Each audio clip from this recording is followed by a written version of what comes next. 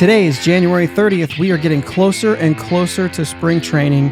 It feels like the roster is just about finished. So now what? What does 2023 actually look like? You're listening to the Bridge to Buctober podcast.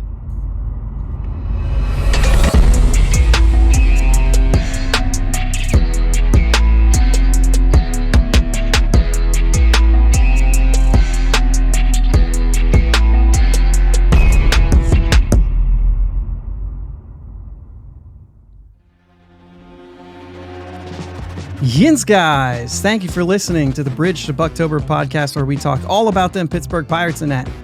My name is Josh, and I'm joined as always by my brother Jake. What's up, Jake? How about I not look at you like I'm going to kill you this week? If you guys didn't watch the YouTube last week, that's a good reason to go back and just kind of sift through it. If you don't want to, if you've already listened to the audio or whatever, just sift through, because I got a few looks from Tired Jake last week that are really funny. You're definitely gonna want to check those out. How you doing? Oh, not too bad, man. Back in the homestead down here in the deep south, and In the I tell deep you what, south. it's not quite as warm as I was hoping. Yeah. We had all that snow and everything up in Ohio, and I was like, let's go back to warmer weather. I'm ready. And man, we got back. It was still in the 40s. How were the roads on your drive Sunday? Was it Sunday or Saturday? Sunday we left Columbus and went back into Eastern Ohio, and they were not great coming out of Columbus. Yeah. Not great at all. I can't imagine. But I mean, once we got, I don't know, 40 minutes out of Columbus, they were just wet. Oh. Yeah, it was fine. Mostly highway our too. Our local high school, Toronto High School, they canceled classes on Wednesday, and then it turned out to be all rain. Oh, really? Oh, we got a ton more snow. Yeah, I guess they just got a bunch more rain. Oh, geez. Well, we left Wednesday morning around like a little after 7, and it was just raining. Yeah. And we hit snow around, I think it was right around Columbus. We were just before Columbus again, and then it was rain the rest of the way once we got to about Cincinnati. It's been wild. Our kids didn't, or we have one in school right now, but all of our schools around here were canceled. Katie didn't even go to work. Like they were just like work from home. No college classes, no, you know what I mean? Anything like that. So I don't know. It is what it is. That's the thing about living in like rural areas and stuff. It's like, yeah, but the roads are okay. And it's like, yeah, until you get off that road. As soon as you get off that road, they haven't touched it. I know they didn't pass our road until, late in the afternoon. But anyway, I have all-wheel drive, and I was in the passing lane because there was a light dusting over it, but it wasn't bad. Next thing I know, I'm like, oh, it's getting bad, and so I went to get back over, and I just slid into the other lane, and then I just foot off the gas. That's what I mean. Just foot off the gas, you'll regain control, and then don't panic. I hate winter. I'm ready for baseball. I'm starting to see some of the videos of some of the guys hitting. Mm-hmm. I watched that video of Henry Davis hitting, and this might be a hot take, and you guys might think I'm nuts, but like, dude, the launch angle is ruining baseball. Like, he just doesn't look good. He's dipping his back shoulder, and I watch all these guys, and they're all like, "That's it right there," and I'm like, "That looks awful." Why are you dipping? And they do. That's like the goal. The goal is to do this now. Mm-hmm. And I'm like, I understand that, numbers are what they are and launch angle is important, but you look stupid. Don't you have to look good first? You look good, you play good. Apparently not, because you don't hit enough fly balls. So I don't know. I don't like that swing. And it's also like a right-hander swing too. Yeah. And it's just like, I get it. He's a power guy. Whatever. Like when I watch, and I've kind of chalked this up as like, I don't like what the heck's his name? The polar bear, Pete Alonso. I don't like him that much. And like, I don't like his swing. It's that same swing. Like, that's who he looked like to me. To which I'm like, sure, if he gets the results that Pete Alonso gets, I can't really be mad about it. Right. It just doesn't look good for me. That's all. Yeah, I get that. I miss Starling Marte's swing where he doesn't even pick up the foot. Man, I used to love his swing. Still do. So, all right. Well, anyway. That's us being a little old school again. Yeah, we're old school guys, old heads over here. Yeah. Go ahead, shoot your shot at us. That's fine. We can deal with it. So what do we got to talk? Well, we'll start off today, and then we'll do this real quick, and then we'll move on and get into all of our stuff. But like, hey, a little congrats to Scott Rowland, right? Scott Rowland going to the Hall of Fame. We did our little Hall of Fame thing last week. He was on both of our lists, as were some more people. None of those guys got in. Jeff Kent's off the ballot was on mine. You know what? I was talking to a friend of mine, and I was like, yeah, I put him on the ballot, but like I wasn't real convinced. And if you listen back, I'm like, yeah, I just looked at his numbers, and I said, if you don't look at his numbers, you won't think he's won.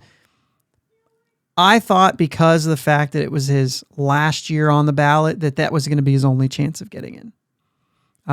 He didn't get in, so I don't care. Todd Helton, 11 votes away. No, I think they said nobody's ever been that close without eventually getting in. So essentially, he's in. Yeah. Billy Wagner getting close too, but like I was really surprised at the lack of support for Francisco Rodriguez. It's like 10% or something. Yeah. I was surprised at that. Other than that, I wasn't too like. I get it. I don't really think, I think some of those guys, like even when we were talking about it, I think we were kind of stretching a little bit. Andrew Jones is climbing, Todd Helton and Billy Wagner, like those are the ones that are like climbing. And I think we both had Sheffield on there knowing that he's probably not. Right. And then the other one was Jeff Kent for me. And then you had a couple other ones. Yeah. And I assume that they're not going to get in, but yeah. So anyway, congrats to Scott Rowland. So Scott Rowland and Fred McGriff this summer, right? Yeah. Yep. And of course, Jeff Kent has the same shot that Fred McGriff did. Right. If you go that far. So, all right. So let's summarize what we're going to talk about this week. The roster. So I kind of said in that little intro, what does 2023 look like? That's a real question. We're not going to tell you what it's going to look like because they've got to play the games. So we'll get into that, but let's combine the moves. We've said what our rosters are going to be. We've made all these claims that these guys are going to do this and whatnot. So we're just going to kind of break it down a little bit and just have like a conversation about it, and in a sense, just kind of see where that goes. We have a couple Twitter questions from this week that we'll get into, and then we're going to do something at the end of this. I know I kind of hinted at it last week of what we were going to do. We were going to try to come up with something, and I think that we've come up with something that that we're going to like to do. So it's going to be a 3-part. So we'll do this the next 3 weeks to end the episode out. We're going to do, I put the D in capital as if I was calling this the Bucko draft. I don't know if that's what we're calling it, but I don't care. If you guys got a good name, get us a name, but it's got to be in by next week. We can't do 2 weeks of this thing and then name it. Right. So, but what we're doing is we've set some parameters around this, but we're going to do a quick draft, 5 players each, and pick. We're going to do pitchers this week. So essentially starting rotation, but we'll throw relievers in. Then we'll do outfield, and we're going to throw catchers in with the outfielders. So outfield, catcher, and then we'll do infielders. I don't know if that was the order, but it can be. It is now. Well, we're at least doing pitchers this week. We know that, and then we'll see where it goes from there. But we'll talk more about the I guess rules, parameters around who we pick and how we pick them, right? Yeah. But it's basically it's a historical. I will throw that in there just so you guys can be looking forward to it. It's historical, but we only went back to 1990 just because we decided to put a cutoff in it. So we're just going to draft our best team comprised of only Pirates players back to that point. So that's going to be fun. So let's get into a little bit of Pirates news. we're moving along here. What do we got? Andujar clears waivers and invited to spring training. You're excited about that? I am. I'm telling you. I think Andujar has a lot in the tank, and I think what happened is he got injured. First off, he hit 20. What was it? 24, 27 home runs. 27 home runs as a rookie in New York. He hasn't hit 10 then he gets since. hurt. Yeah, but then he got hurt. He wasn't able to play his position. Yeah.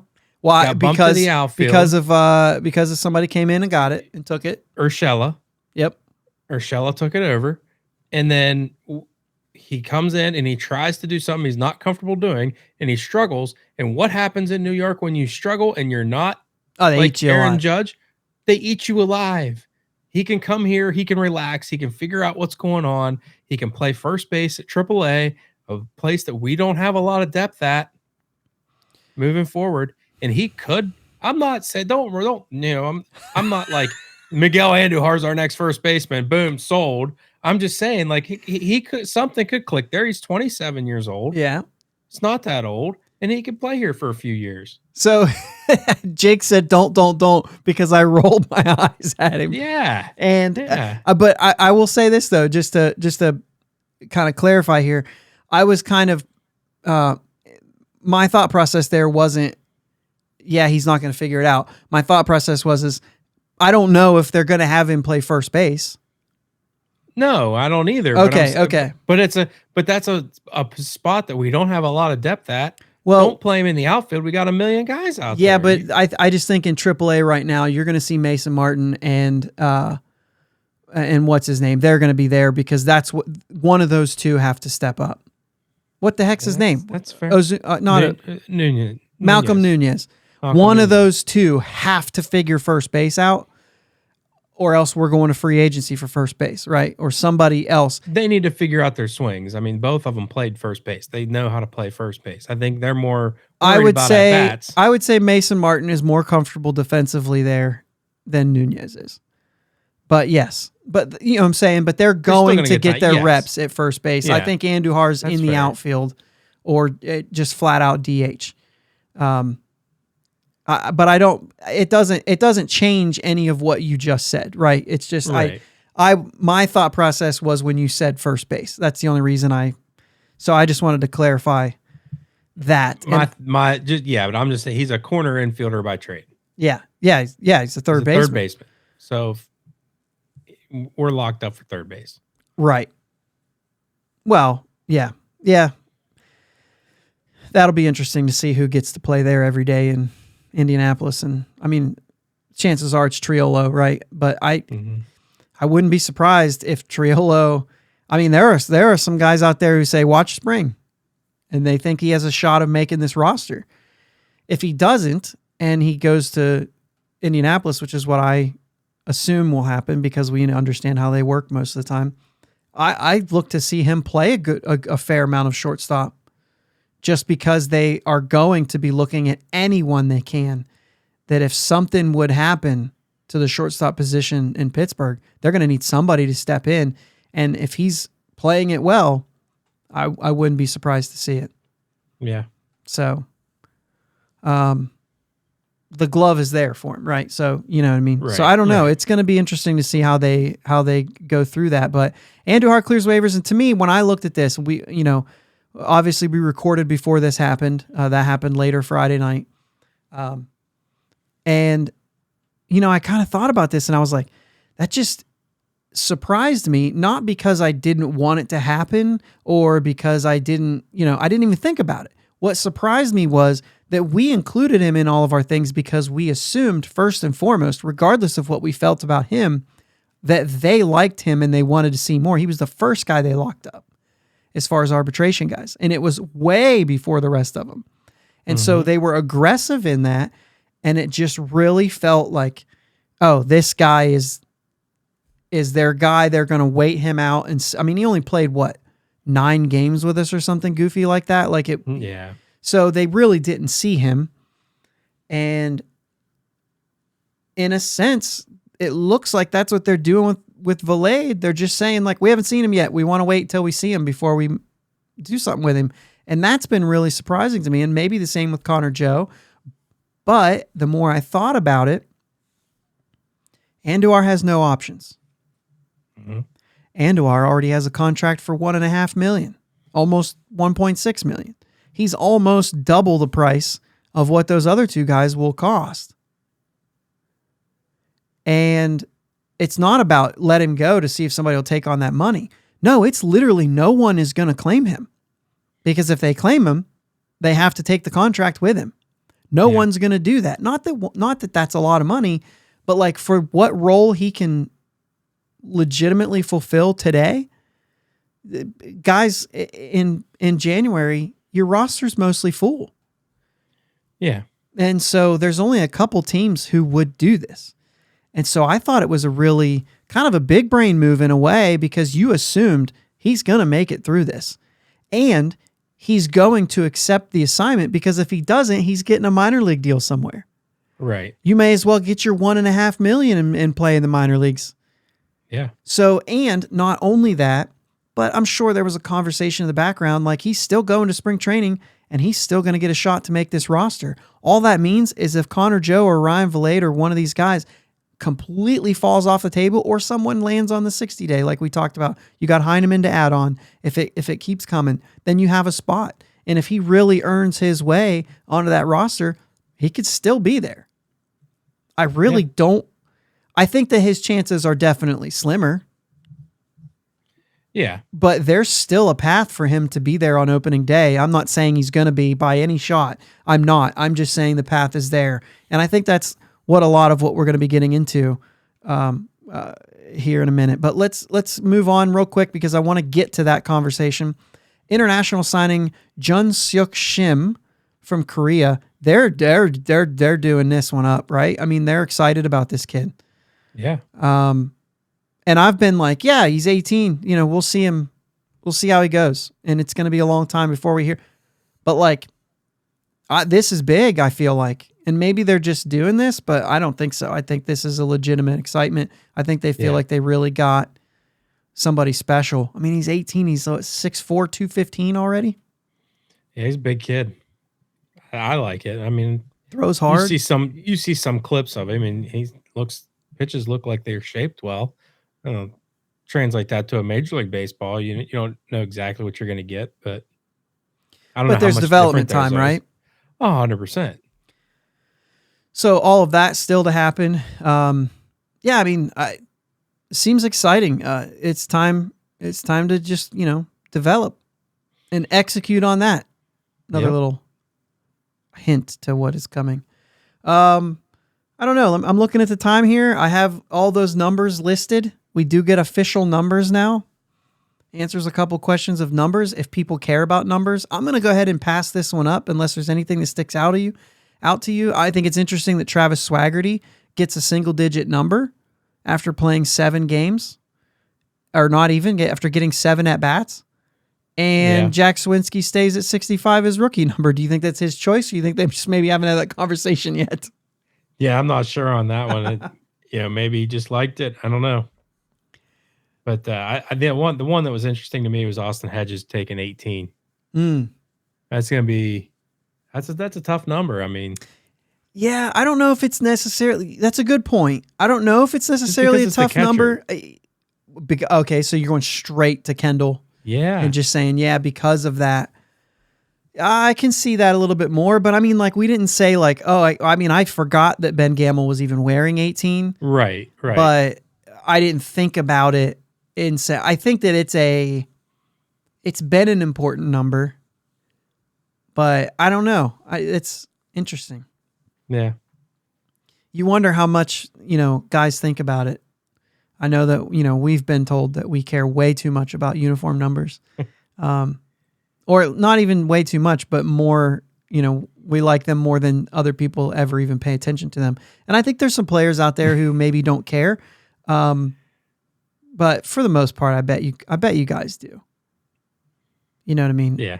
Yeah. I think if I don't know, I guess it depends. But Ji-Hwan Bae down to a single digit too, getting number 3, which fittingly, you know what I mean? Smaller player, you kind of see that, but It is interesting to see some of those types of things. Andy going straight to number 25. I like that.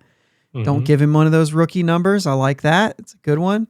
Who was like that last year? I was trying to think. There was somebody else Kanan Smith and Jigba and Cal Mitchell went straight into 28 and 31. I think. I don't know if they had. Castro has 14. Castro had a big number. Did he? Yeah. Now I have to pull this up, and I wasn't going to spend a lot of time on this, and now I am, because you get me. This is what you do. You get me on these things. Anybody would.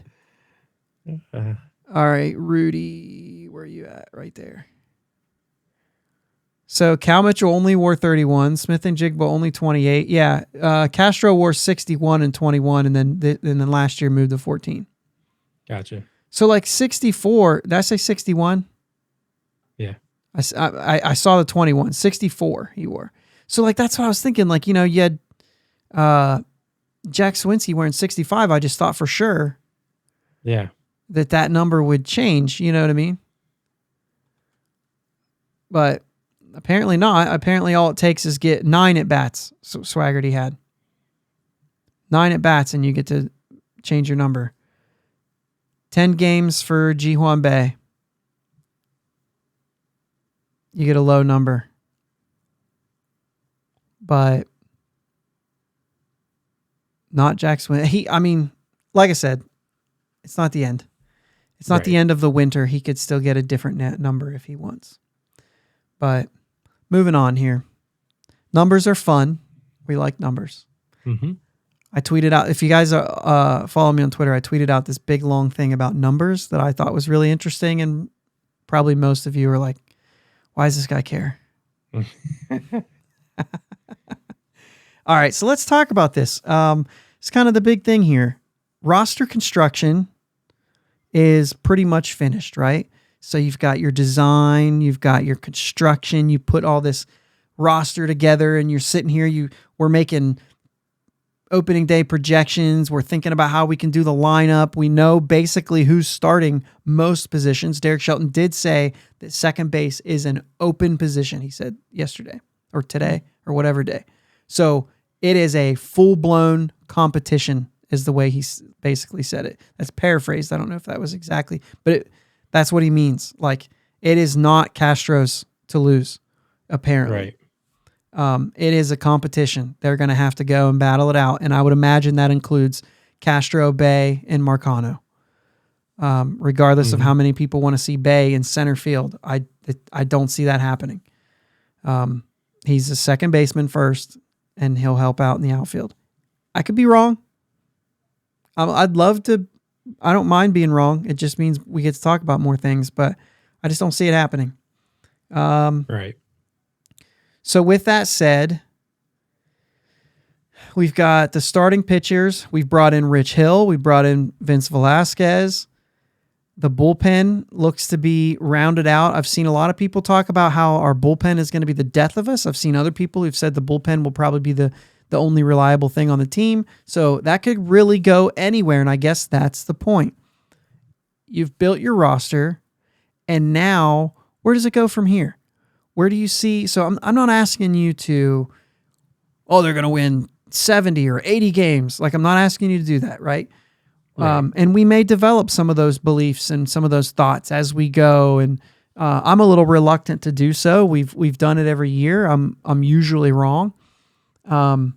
Same. Well, but it's the idea that you say, okay, what I'm going to do, and this is the way I do it, right? Is I get an idea and I say, if they play bad, then they're probably going to land in this area, 100 losses, right? And that's exactly where they ended. If they play really well with this team, how do I see them doing? And for me last year, it was around 75 wins, right?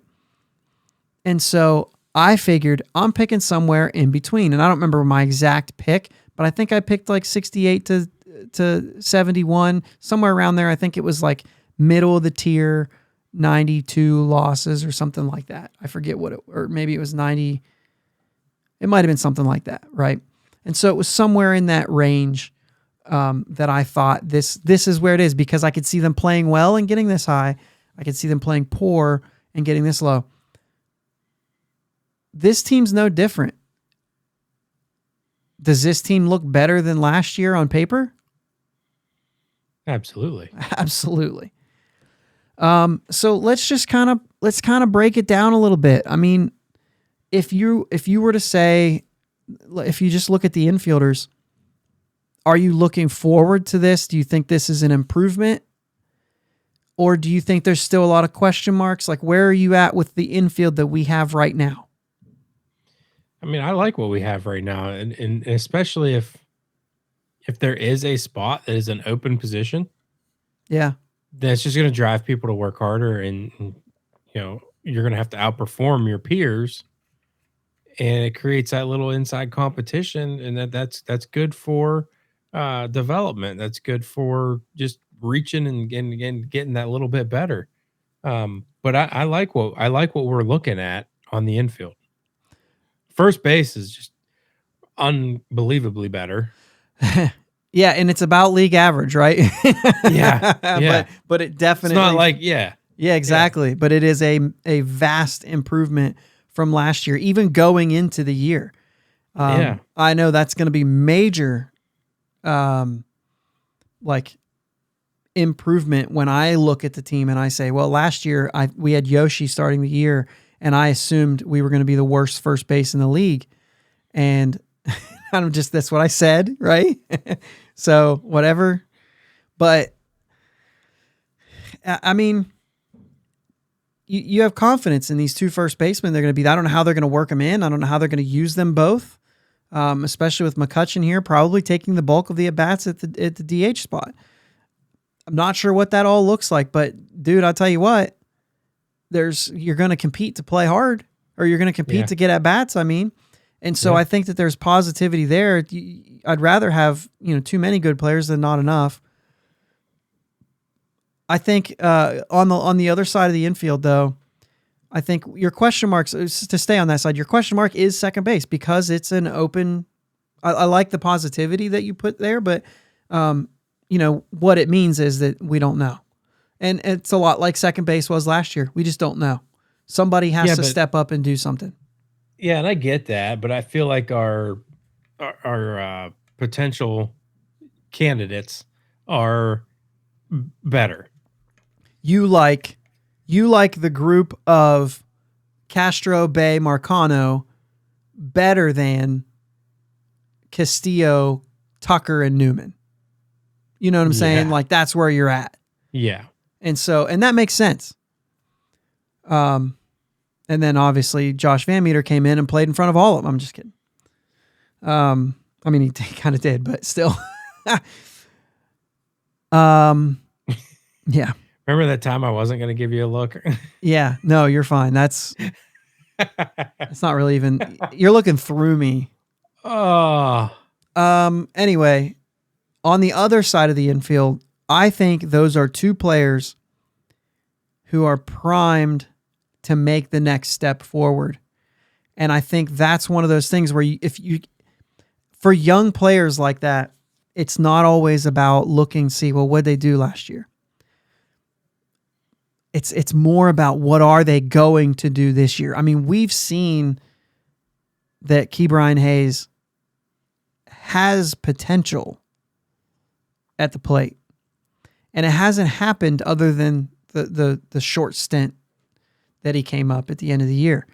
But he's also played through some injuries, and I hate to just use that as an excuse year in and year out, because that in and of itself is also a thing that you say, but can he stay healthy? And so it's not a rub on his ability. I think the ability is there. I think, to me, I don't have much question about the ability. I'm not saying like, oh, I know he'll end up hitting 30 homers. Like, no, he's probably not going to be that guy. But if he can give me, 12 to 18 home runs to go along with that defense, and he's hitting the ball well. But I'm telling you, there's still untapped power potential there. I think Derek Shelton said that he's got a lot. Like he could hit 30. Yeah. And that's I'm not looking forward to like I mean, I'm sure everyone would look forward to that, but Yeah, I'm not looking for that. I'm just saying that there yeah, are people who think that he has that type of potential. yeah. He's 2 years in the league, right? He's played Right. 2 years in the league, and so when you look at that, he's 26 years old. He's just now coming into those power years. Now I know that that's maybe also a little outdated, but a lot of guys, that power kind of develops between 26, 32 are kind of your big power years. And you know, if he comes into his own and ends up having what for Key Brian Hayes is his big power years in the next 5-6 years, where maybe his power years are 20, somewhere in the 20s. That's fine. I mean, that's Neil Walker. You know what I mean? If he can get us Neil Walker production at the plate, where he's hitting anywhere from 15 to 22 home runs in that range and hitting us 260 to 280, getting on base and then playing that defense, well, that contract's a great contract for us. Yeah. And so if he turns into that, that's absolutely going to help the team and be great. And for anyone who says like, well, I don't think so because he plays third, I don't care. You're replacing a spot in the lineup. I don't care what position you play on defense. Like he will fulfill everything that Neil Walker did if he puts up Neil Walker numbers. And anybody going to tell me Neil Walker wasn't productive when he was here? Right. You're crazy. Right. So anyway, I just think, and O'Neal Cruz, I don't even have to get into that, right? Right. He's a freak. We all get it, all the things. But he will continue to get better. He's only 24. He's going to continue to get better. And as he does, boy, I tell you, he could be really exciting. We're not talking about if he can give us 15 home runs. You know what I mean? We're hoping for 25. And then, I mean, this guy has the potential to be a 40 homer guy at some point in his career. So, I do think that that's better. The difference is, as we just talked about, first base I'm not concerned about. To be honest with you, I'm not. Right. It is what it is. What happens happens. They're probably both here for 1 year. Second base is important because there has to be a battle that has to be won by someone, even if it's just a short one, because there's other guys coming. But the two guys on the left side, if they don't get better, then that's where this thing falls apart because they're important. Absolutely. So move into the outfield. I think there's a little bit less there. I mean, Brian Reynolds, whatever the situation is there, maybe we'll have a short conversation about that. But then, obviously the mix of outfielders. We've been talking about outfielders a lot on this show. And so, we've shared our thoughts about Sawinski. We've shared our thoughts about, the cast of the rest of them. I'm eager to see guys like Kanan Smith and Jigba, who really just got ripped off of an injury and didn't get to really get the cup of coffee that Cal Mitchell did and that Jack Sawinski did. I don't know. I mean, a lot of guys are still really high on him. To be honest with you, like I got no clue. I just feel like I don't know. I just have no opinion at all. What I see from Cal Mitchell was he's not a great defender, but he's too good for AAA. Like his numbers are sick in AAA. And then he comes up and it's like the unfortunate piece of this is if Cal Mitchell doesn't get major league at bats, Cal Mitchell's not going to become a major league player. And so some of that is now if the Pirates have enough data to say, I understand your numbers look good, but this is what you need to work on, then he could still be in AAA and work on those things and say, when you figure that out down here, then you'll be able to figure everything else out up, in the show. So yeah, I don't know, man. The point is like the roster construction is there. Everything's there. And all this goes to the starting rotation too. Ronzi Contreras has to take a step forward. Mitch Keller has to show us that what happened last year that he did in the offseason and then struggled to put it into practice. But when he did, when they got it all figured out, he was really good. Yeah. He has to be able to just do that now for a whole season. You know what I'm saying? Like, just go be that guy. Yeah.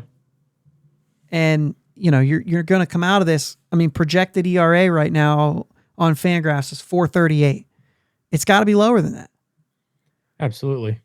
So, Yeah, it's really interesting, and obviously, like I said, we've had a lot of conversations about the starting rotation with, whether Rich Hill stays the whole year, whether Velasquez makes it because of the up and coming guys, the development of Priester and Burrows and Bolton and I'm not thinking of somebody here.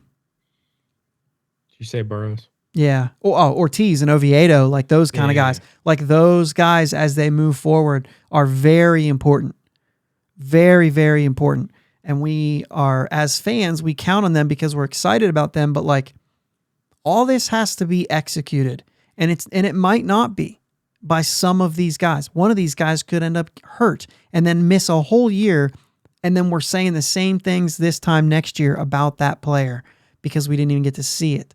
And so now it's time to execute. We're going to make our picks, I'm sure, coming up. Spring training, we're going to sit here and we're going to say, I think they're going to win this many games. I think they're going to win this many games. There's no way they're going to lose 100 games. It all matters on whether or not they execute. It's not as easy as signing players and trading for players. Now it's up to the players. Mm-hmm. Yeah, they got to go out there and they got to go to work.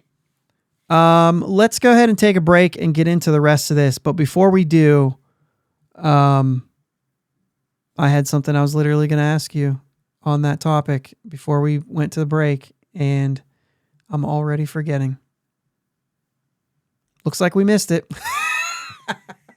Let's take a break and be right back. Thanks for listening to the Bridge to Buctober podcast. Check us out on Twitter, Facebook, and Instagram at Bridge2 Buctober. Audio podcast available on your favorite podcast platform. Video podcast available on YouTube. Follow us on the socials and subscribe to the podcast. If you're on Apple Podcasts, take a couple minutes for a review. We'll be right back. And we're back here on the Bridge to Buctober podcast. We're going to do a couple comments, a couple Twitter questions. We just kind of put that out there earlier today and just said we're recording on Friday night. So just wanted to add a couple things. If anybody had anything for us to talk about, see if they sparked anything and we could kind of shift our conversation a little bit. You know what I mean? But it's funny, right after I said that, SLearn15 comes right in and says, so this means there'll be some big Pirates news tomorrow. Every time there's a gap between recording day and release date, something happens. And that is so very true. Maybe not. But also this is, he did say to us, with the 2023 team already looking better talent than 2022 and more on the way. I like how he calls that out. It's just what we were just talking about. The talent is better for sure. Yeah. He says Shelton actually has some cards to play with. Is this a do or die season for him? And is he the right man to lead this ship in 24 and beyond? I'll start off there by saying this is the last year on his contract. It was a 4-year deal. Yeah. But I'll throw it to you first. I don't necessarily think it's a do or die. I think if it goes very poorly, then it's a die. I think if it goes okay or better, then I think they look at bringing him back. Personally, I don't love his managerial style. I don't hate it. I'm not going to sit here and dog Derek Shelton. It's hard to. Some of the things that he does with the manipulation of the cards per se. I mean, it's not like he has a ton to work with before, but there's still things I could think he could have done better. But that's also hindsight being 2020. In the moment, there were a handful of times. There's going to be a handful of times when you second guess Tito Francona too. Whew. You know what I mean? You're gonna be like, oh, what are you doing that here for? And then it works for him. Well, then it doesn't work, and you're like, "See, I told you so." I Yeah. don't know. So would it be fair to say that Shelton has been consistent on those things though that you don't like? Yeah, I think so. So if you're looking at it that way, and I say that just to say that you know this next thing, and I think that because of the fact that you said yes, then I feel like you'll agree with me. But it seems to be that's the plan.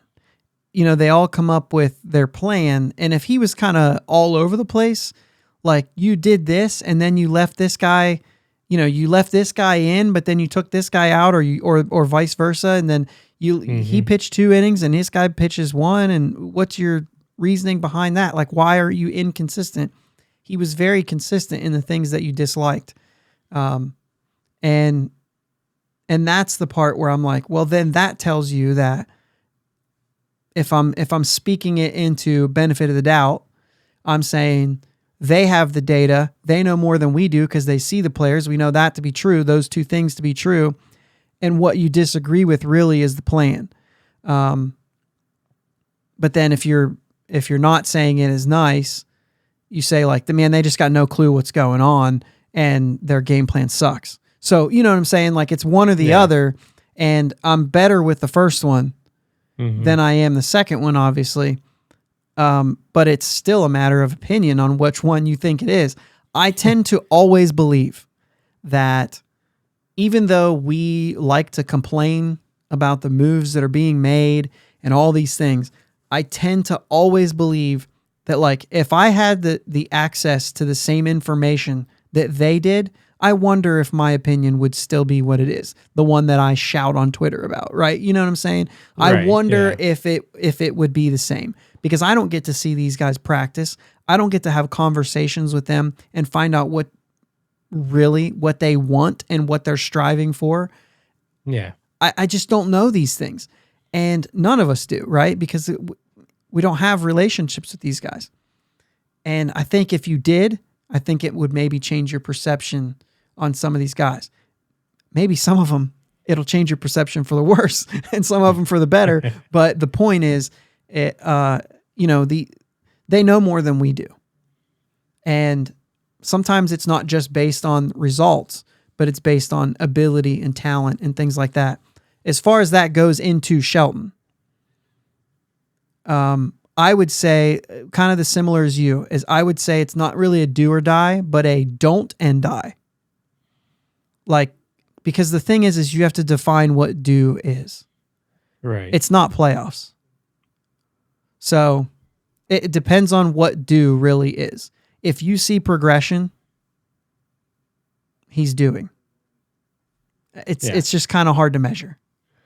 Right. But I think that there is, if you lose 100 games this year, you're gone. You're gone. And I think that's absolutely it. You cannot do another year of 100 losses. Not with this roster. Last year, I would have liked to see that, but that wasn't the roster that he had. I think my cutoff would be about 95. I think if he loses 95 or more, there's just something about that number, 100. Oh, absolutely. But if you lose 95, but like 40 of them are by better. 1 run, you know what I'm saying? Like, I think 95 could be, but if the offense actually scores runs this year, right? I might say like, but if the pitching, you know what I mean? Like, at least there was something that was better. I don't know, but I'm not going to throw numbers out there too much. So we're kind of there, right? So the next one we have there is from Noah Wrights, Noah Wrights 4, since we're using Twitter handles, who's asked some stuff, who's been on here before. Apparently, Reynolds wants to stay in Pittsburgh now. Do you believe that? And then he sends me a screenshot of a screen clipping somebody has, and it says, and the screenshot says, and by the way, Reynolds wants out of here about as much as Andrew McCutchen does. Which is to say, not at all. I scrounged for this, trying to find this exact piece and to see, where they were going and how they got this information. I did I did get a hold of Gary, our friend Gary, over at the Pirates Fan Forum. You guys listen to that podcast if you don't. But basically, it's a subscription thing that I don't have, and he basically said, yeah, it's just a bunch of stuff that he said, just a bunch of stuff I've been saying all winter long. And so it's basically nothing new. It feels like, I guess my understanding of this is that this was a business move. I mean, we've seen Derek Shelton come out, I think it was today, but either way, like Friday, today's Friday. So if you're listening to this on Monday, he's said, I just talked to Brian yesterday. He's in a great place. He's excited. He's been working hard. We're excited to see him come here. Like, it just felt like there was nothing. There might be a minute where it's like, hey man, what gives? And then he might say, blah, blah, blah, blah, blah. Fill in the blank of whatever the truth is in this scenario. We don't know. And most of these guys are just going to be like, cool. I mean, you're here. We're playing. And they're going to see him put in the work like we've assumed that he's going to put in. I mean, what's he going to do? Not play, right? And that's it. He's going to not play. And that's only going to hurt him. It's just hurt him, yeah. Yeah, exactly. So, no, I don't know if this is, if what is written here is a big, like, he wants to go. I think ideally, we've heard this from Brian Reynolds before. Ideally, he would like to just sign an extension and be here. That's what he would. That's if you were to say, if you were to just get what you wanted in this whole scenario, I think he would say, like, well, just sign this deal and I'll stay here. That's what I want. Yeah. And I Make think it simple. Yeah. And maybe this is just an agent thing, kind of overstepping, and he's not going to call out his agent. He's not going to be like, no, I never said that. Like, you're not going to do that. But I'm not even going to say that he didn't agree to it either. You know what I mean? Like, we don't know. But the thing is like, I just don't think it affects anything. And I think Derek Shelton really made that clear today or Friday, to speak it better. But thanks for those.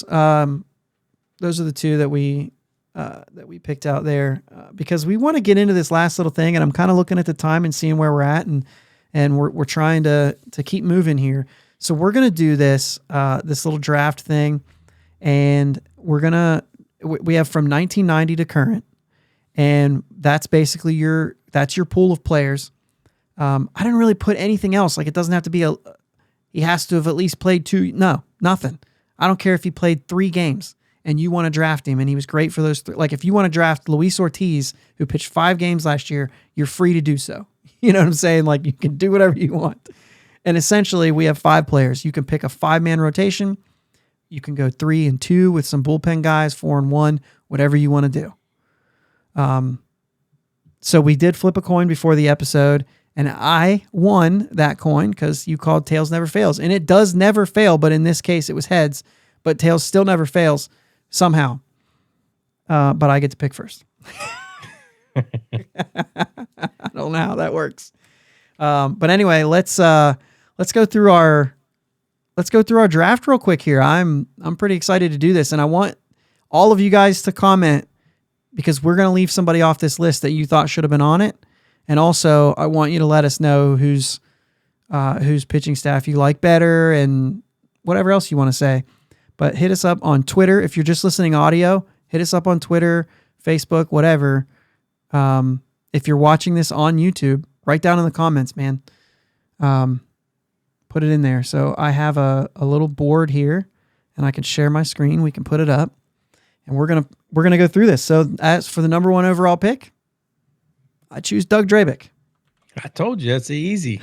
Easy. I didn't know if you... He was my number 1. Of course, absolutely, that was my number 1. He won the Cy Young, and those numbers, when you keep looking, are just so good from really 90 to 92, and then he was gone. But, like, that's a short window of 3 seasons, but those were nutso numbers.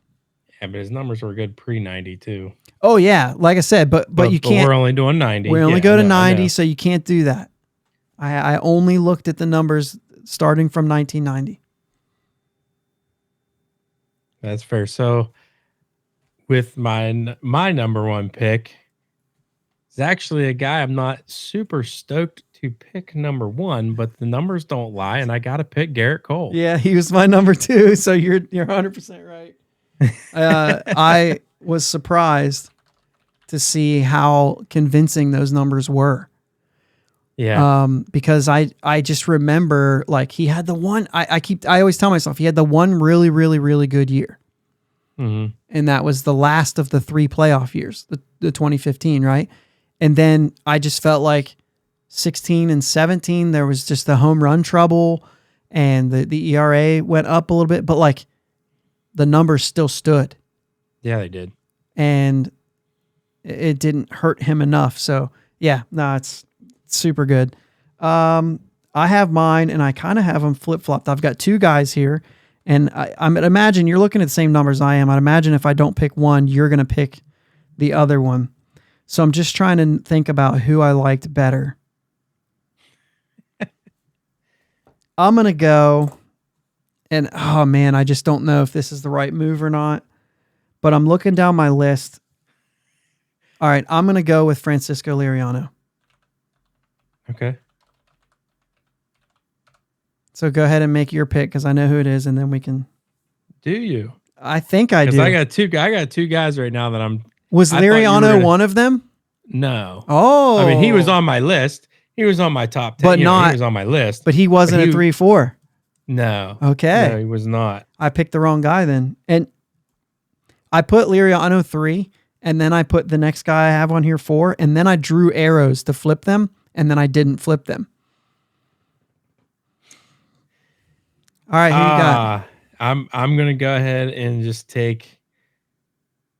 I'm gonna go ahead and take AJ Burnett. Yeah, that was the guy. His strikeout numbers are ridiculous. And I do this thing where I look at span, and I did a span of 100 games, when I did a span of 60 games, and it was any time during that time, a span of 60 games with the Pirates. And he's on that list a lot. Like him and Liriano are covered on that list. Okay. So that puts me to my next pick. And this is where I'm really torn because I do want to go with a closer, but I also see so many other guys. And there's one in particular that I have on here that I really like, but I think I am going to go with a closer. I'm going to go with Mark Melancon. Those numbers are ridiculous. And so I'm already giving it away. Actually, yeah, I'm already giving it away. That's my guy. There's another guy that I could pick, but we'll talk about him later. I think unless you pick all the rest of my guys on here, So I'm not gonna go since you picked your closer already. I know, right? I just gave you freedom to save your closer for fifth. I'm gonna go a little throwback here. Okay. To the early '90s, and I'm gonna go ahead and take Zane Smith. Yeah, I mean, dude, I'm telling you, this is bizarre. I was so surprised. His numbers are so good. You remember before we started recording? I said I just replaced one of my top 10 guys. It was with him. Yeah, and I battled on this one too. And I told you I did that span thing. And for a span of 60 games, like it's nuts how often he shows up. Do I have that span one pulled up? I have to go back. My favorite part is between 91 and 92, the dude threw 10 complete games, 6 shutouts. Leo Verpagera, huh? I got to get back to this because this span is bonkers when you start looking it up with Zane Smith's numbers. And maybe it shouldn't surprise me, but it did. Because it stacks up there. So span of 60 games. We're going to go to the Pirates.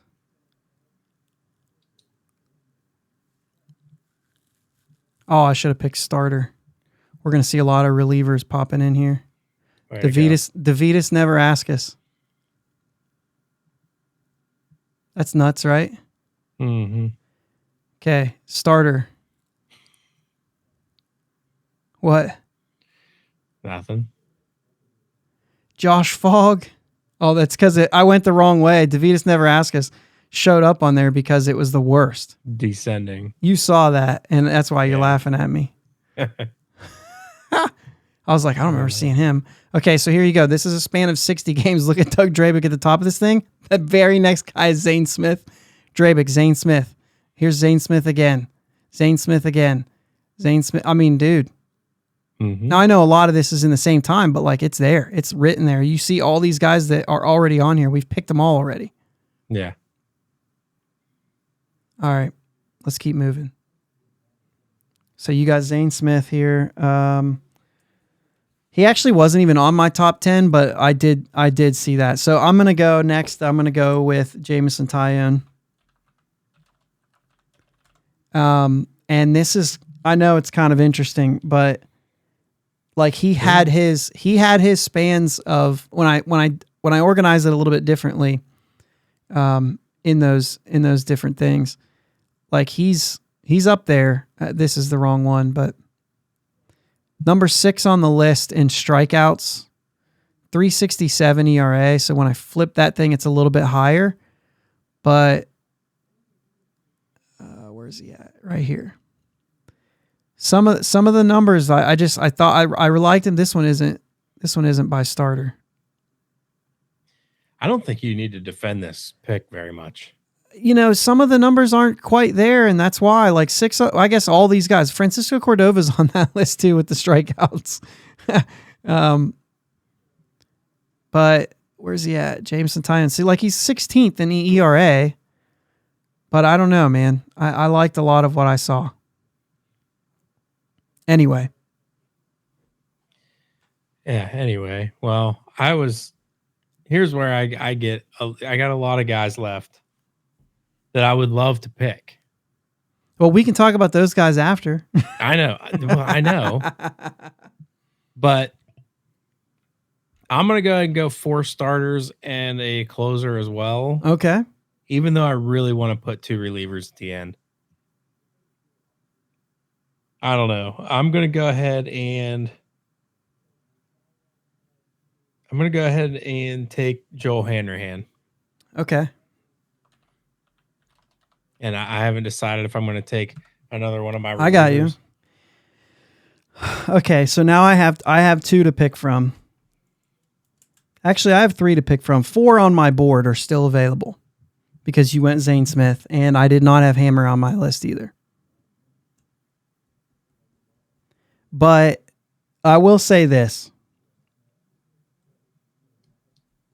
Oh my gosh. You know what? I think I have an idea here. I want to concede and let you pick first. That's not even a real thing. All right, never mind. I wanted you to eliminate one of my guys. Because I really don't know, because I'm really torn. The best pitcher I have on here. I'm hoping you take one of mine so that I can decide between a starter and a reliever. Okay. Shoot. The guy that's number 7 on my board is a relief pitcher. And he was there in case you went after Melanson early. Let's go ahead and take him. But the guy that's number 10 on my list, or number 9. You're not gonna take either one of the guys I want to take. Really? That's a problem. Yeah, that's a problem for me. That's why when we first started this and you had 6 lines, I was like, oh, we get to do 6. I was excited. Man,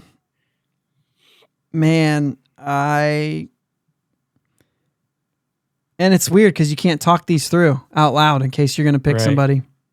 Yeah, I actually didn't have Melanson in my top 10 either. Really? See, I didn't have Hammer. All right, I'm going to go Tony Watson. Okay, that was one of my guys, but I still have on my 10 board, I still have 1, 2 left now. All right. Well, we're down to the end here, and I'd like to talk about the guys that are still on my board. I'm gonna go with 3 starters, 2 relievers. That's what I ended up doing. And I'm gonna go ahead and take Mike Gonzalez. Oh, I would have. Man, that's interesting. That's interesting. He's on my list. I really. All right, who's left starters on your list? Cordova. Okay, he's actually on there. All right, I did not have him on here. Matter of fact, he's down 97, 98 seasons were ridiculous. Yeah, I'm with you. So my starters that I still had left were J Happ. Mm-hmm. Those 11 games were elite. They were. And it just wasn't enough. Like, that's what I was fighting with. Yeah. I also have, and this is a very like recency bias and a very wishful thinking kind of thing. But like Roanzi, I'd be lying if I didn't look at him. Right. And say, hey man, you have to take that span of 60 kind of thing away and say, okay, like he's going to get better is my thought process. But then I went with actual numbers. For other starters, though, Edinson Volquez had a really good year. And there was like moments for Musgrove.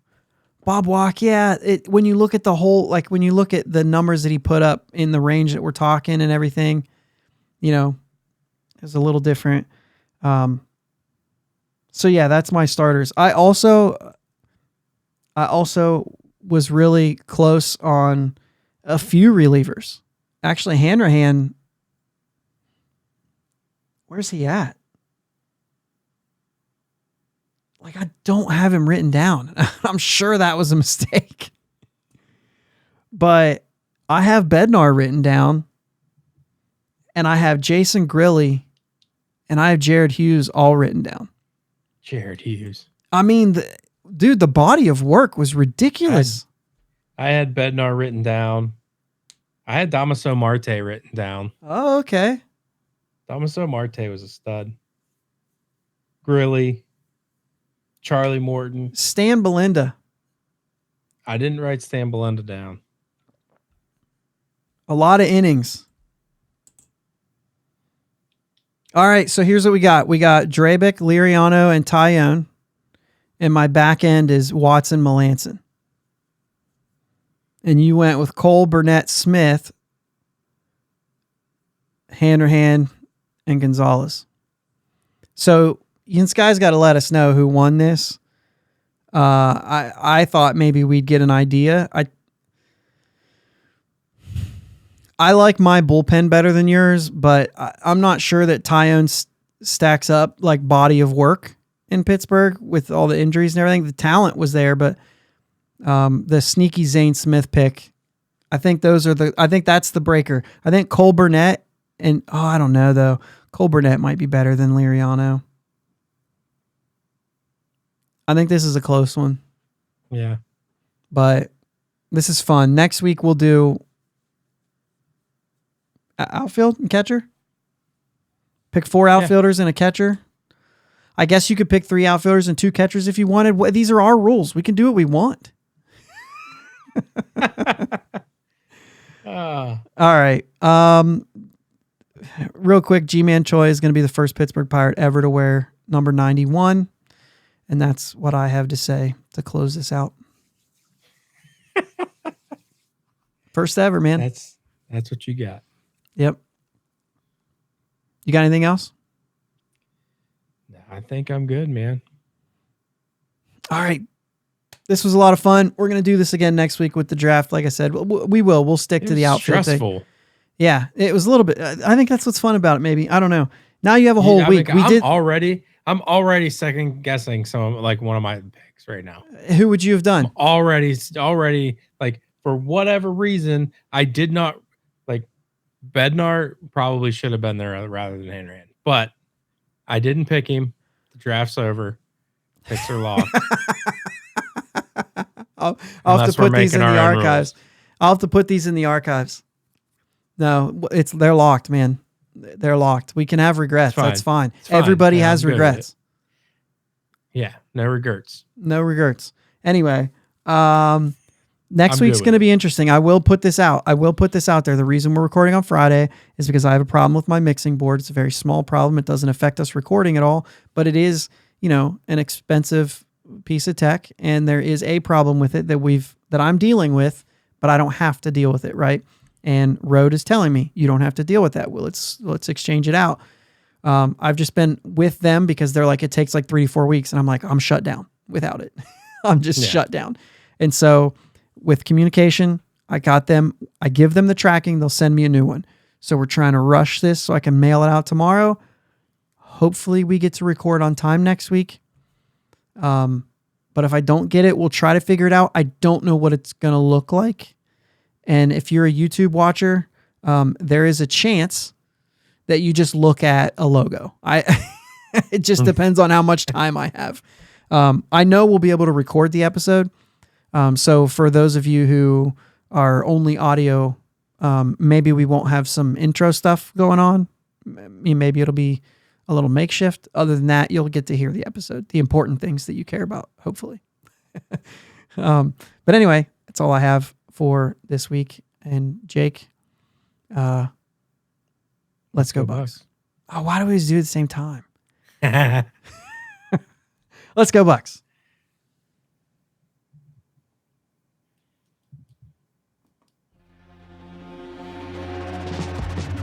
Thanks for listening to my dad and Uncle Jake on the Bridge to Buctober podcast. Follow them on Twitter, Facebook, and Instagram at Bridge2Buctober. Don't forget to subscribe so you know when new episodes are released. Clear the deck, cannonball coming, and let's go Bucks!